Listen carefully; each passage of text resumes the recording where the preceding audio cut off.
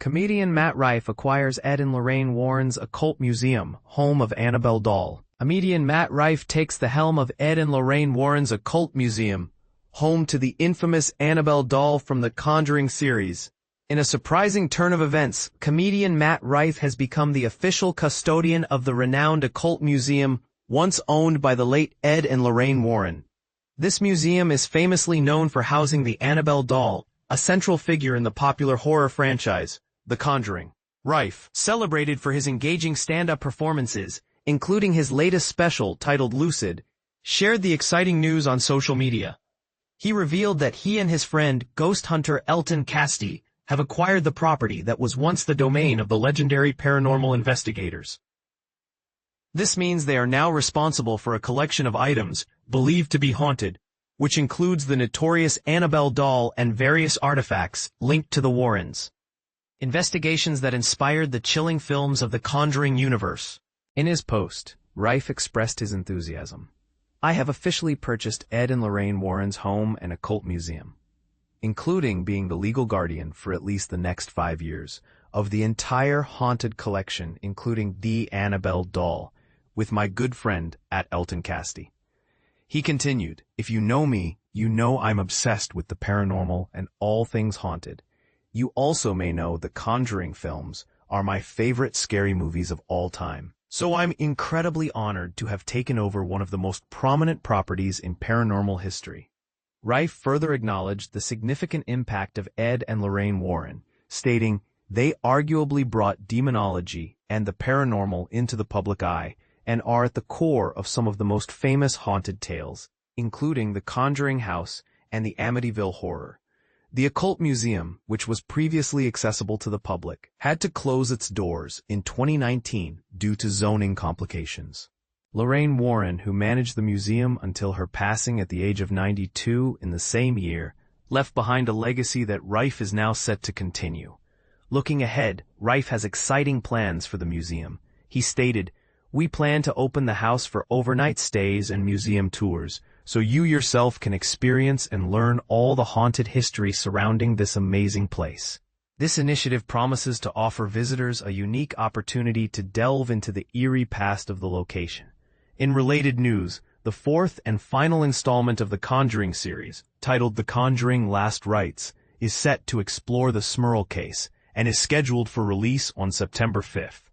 The latest trailer for the film was unveiled just recently, heightening anticipation among fans of the franchise.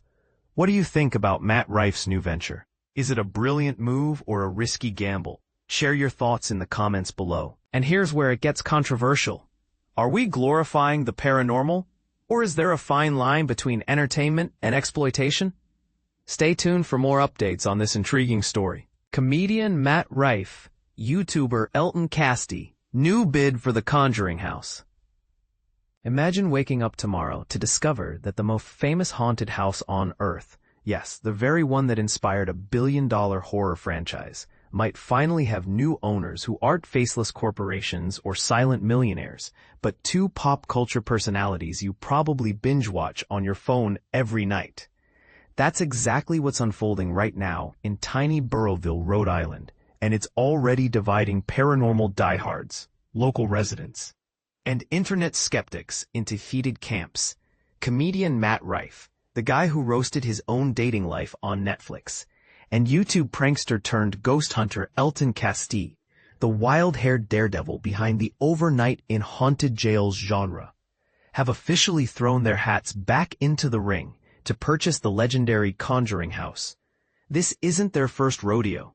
Just weeks ago, they closed on the Connecticut Colonial once owned by Ed and Lorraine Warren, the real-life demonologists who inspired the Conjuring cinematic universe.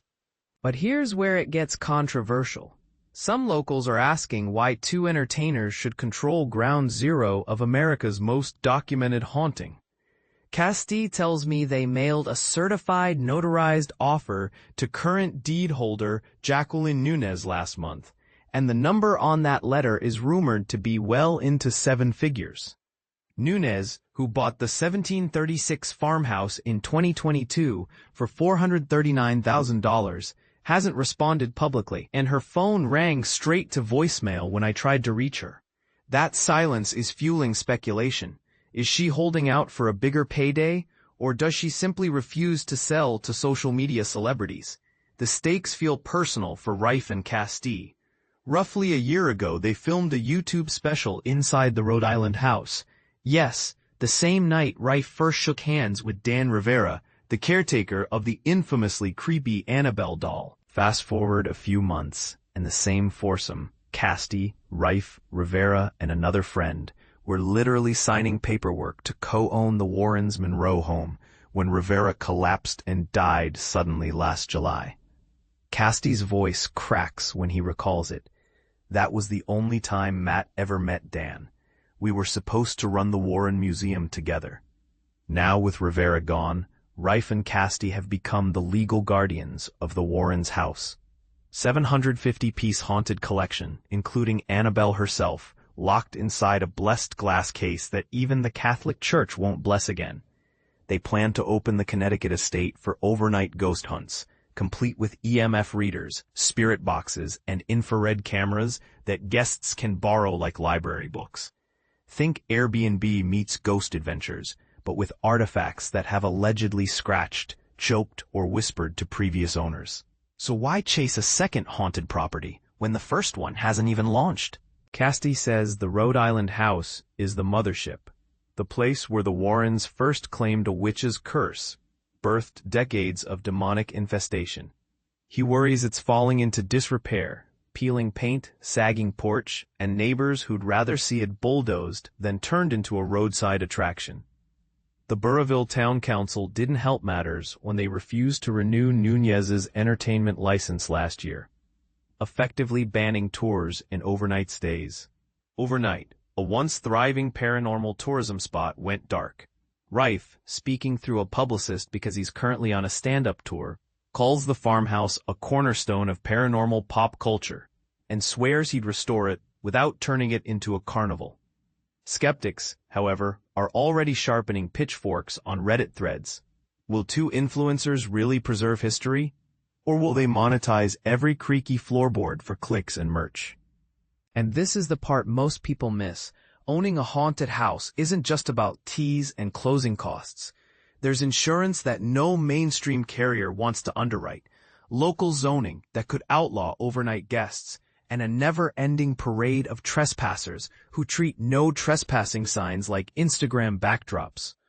Rife and Castee insist they've budgeted for private security, historical restoration experts, and even a 24-hour on-site caretaker who doubles as a paranormal first responder, whatever that resume looks like.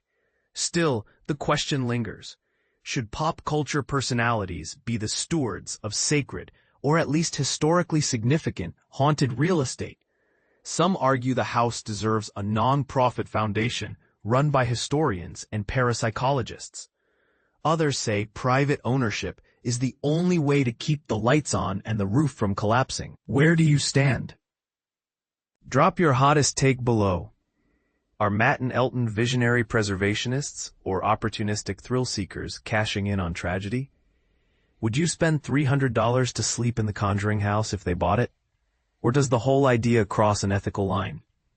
Let's argue, respectfully, in the comments. After all, the ghosts are probably reading along anyway.